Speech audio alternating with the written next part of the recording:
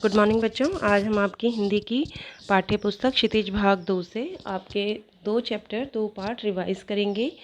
एक लखनवी अंदाज और दूसरा बाल गोविंद भगत। बाल गोविंद भगत जो है रामवृक्ष बेनीपुरी द्वारा लिखा हुआ है। रामवृक्ष बेनीपुरी का जन्म बिहार के मुजफ्फर ज़िले में बेनीपुर गांव में 1889 में हुआ था। बचपन में ही माता पिता का निधन हो जाने के कारण आरंभिक वर्ष अभावों, कठिनाइयों और संघर्षों में बीते। 10वीं तक शिक्षा प्राप्त करने के बाद वे सन 1920 में राष्ट्रीय स्वाधीनता आंदोलन में सक्रिय रूप से जुड़ गए। कई बार जेल भी गए। उनकी मृत्यु सन 1968 में हुई। उन्होंने जो है अपने पाठ बाल गोविंद भगत में एक ऐसे सन्यासी का वर्णन किया है कि जो वेशभूषा से तो सन्यासी नहीं था, लेकिन वो अपने कर्मों से, अपने कार्यों से जो है वो सन्यासी था। उसने जो है समाज में आई बुराइयों को दूर करने की कोशिश की। उसने समाज में जितनी भी कुरीतियां हैं उन पर उसने करारा प्रहार किया है, जवाब दिया उसने, और उसने किसी भी कुरीति को अपने नज़दीक नहीं आने दिया। तो बाल गोविंद भगत जो है एक सन्यासी थे लेखक की नज़र में।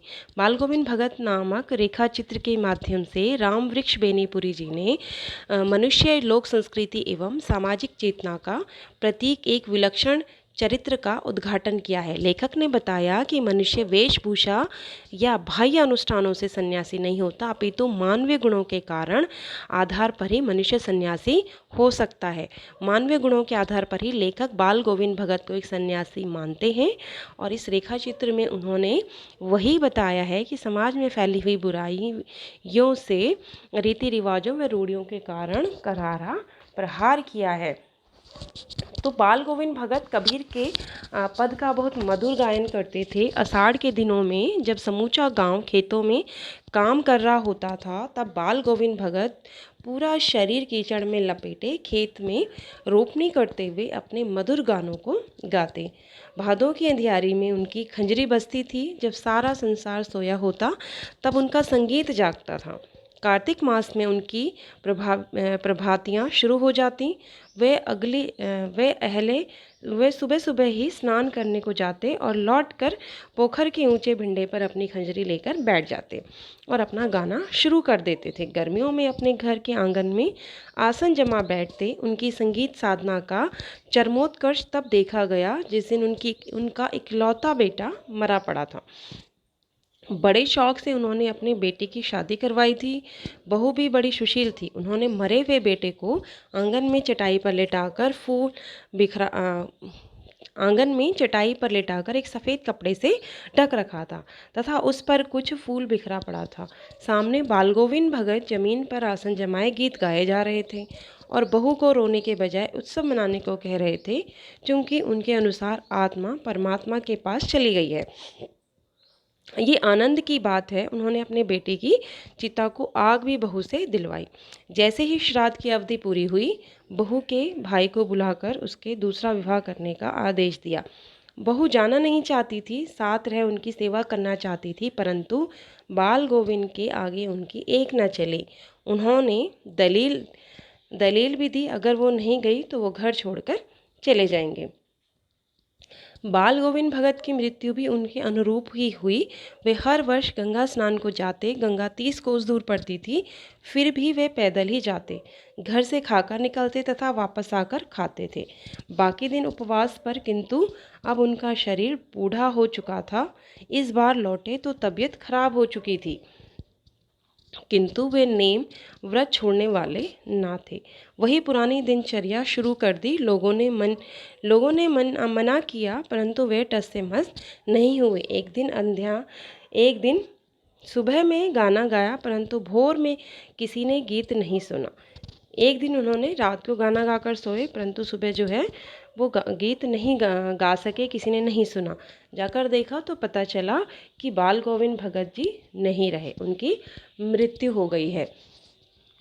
तो बाल गोविंद भगत जो है, उनका जो कार्य था वो सभी की मदद करना। कोई भी उन्हें कुछ भी कहता था, वो कभी किसी चीज़ के लिए मना नहीं करते थे, हर समय जो तैयार रहते थे। इसी तरीके से लोगों के बीच में ही उनका जीवन बीता, लोगों की मदद करते हुए, लोगों को गाना सुनाते हुए। कबीर के गानों को जो है उनको सुनना बहुत पसंद था और वही गीत वो गाया करते थे। उन्होंने जो भी वो कमाते थे उसको जो है मंदिर में दे आते थे, और जो भी प्रसाद के रूप में उन्हें मिलता था उसे वो ले लेते थे और उसी से अपना गुजारा करते थे। दूसरा पार्ट है आपका लखनवी अंदाज। इसमें लेखक ने जो है नवाबों के बारे में बोला है कि उनकी जो है धन दौलत सभी चली गई है, शोहरत चली गई है, लेकिन उनका जो रहन सहन है वो अभी भी वैसा ही है। यानी कि वो दिखावे पे जो है ज़्यादा जोर देते हैं और दिखावे की ज़िंदगी जीते रहते हैं। लेखक एक बार जो है सेकंड क्लास का टिकट लेकर यात्रा कर रहा था और वो जा रहा था, तो वहाँ पर उसे जो है लेखक को पास में ही कहीं जाना था। लेखक ने सोचकर सेकंड क्लास का टिकट लिया कि उसमें जो है कोई भीड़ भाड़ नहीं होती और आराम से खिड़की के पास बैठकर प्राकृतिक सौंदर्य को देख सकेगा और अपनी आगे की कहानी भी सोच सकेगा। क्योंकि वो लेखक था तो कहानियाँ लिखने का शौक़ था, कहानियाँ लिखते थे, तो कहानियों को सोचने के लिए उन्होंने जो है सोचा कि चलो ऐसे जो है यहाँ पे भीड़ भाड़ भी नहीं होगी और मैं आराम से कहानी भी सोच पाऊँगा।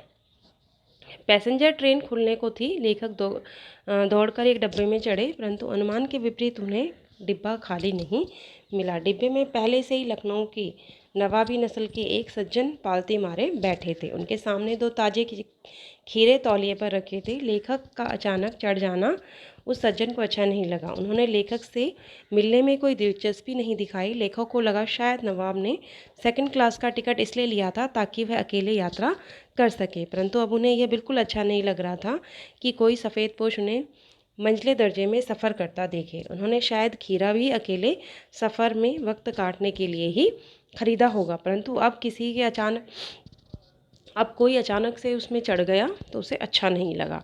अचानक ही नवाब साहब ने लेखक को संबोधित करते हुए खीरे का लुत्फ़ उठाने को कहा, परंतु लेखक ने शुक्रिया करते हुए मना कर दिया। नवाब ने बहुत ढंग से खीरे को धोकर छीले, काटे और उसमें जीरा नमक मिला बुरक कर तौलिए पर सजाते हुए दोबारा लेखक को कहा, किंतु लेखक ने इस बार भी मना कर दिया। लेखक ने मन ही मन सोचा कि मियाँ रईस बनते हैं, लेकिन लोगों की नज़र से बच सकने के ख्याल में अपनी असलियत पर उतर आए हैं। नवाब साहब खीरे की एक फाँक को उठाकर होठों तक ले जा गए और उनको सूंघा। खीरे का स्वाद का आनंद में उनकी पलकें बंद हो गई। मुंह में आए पानी का घूंट गले से उतारा और नवाब साहब ने फाँक खिड़की से फेंक दी। इसी प्रकार से जो है उन्होंने सारे खीरे की फाँकें उठाई, उनको सूंघा और बारी बारी से जो है उनको खिड़की से बाहर फेंक दिया। और फिर जो है सब खीरे के टुकड़े जब बाहर फेंक दिए तो उन्होंने वो तौलिया उठाया, उसमें अपना हाथ मुंह पोंछा और जो है वहाँ पे चुपचाप से लेट गए। लेखक मन में सोचता रहा कि इनकी जो है दौलत चली गई, शोहरत चली गई, लेकिन उसके बाद भी जो है इनका दिखावा जो है वो नहीं गया, वो अभी भी बरकरार है। और ये जो है अपनी नवाबी भी यहाँ पर झाड़ रहे हैं कि खीरा लिया और उसे फेंक दिया। तो लेखक अपने मन में ये सोचने लगे कि क्या हम किसी बिना विचार के या बिना किसी घटना के, बिना किसी पात्र के क्या कोई कहानी भी लिख सकते हैं। लेखक की नज़र में लेखक ने कहा कि शायद हम ऐसा कर सकते हैं, लेकिन हम किसी बिना विचार या बिना घटना या बिना पात्र के हम कोई भी कहानी नहीं लिख सकते हैं, क्योंकि कहानी को लिखने के लिए पात्रों का होना भी ज़रूरी है और घटना का होना भी ज़रूरी है और सबसे ज़रूरी कहानी का होना है। अगर कहानी ही नहीं होगी तो फिर हम अगर कोई घटना ही नहीं होगी तो हम किसी कहानी को कैसे लिख सकते हैं। उसके लिए जो है घटना पात्रों का होना ज़रूरी है और साथ में विचारों का होना भी ज़रूरी है।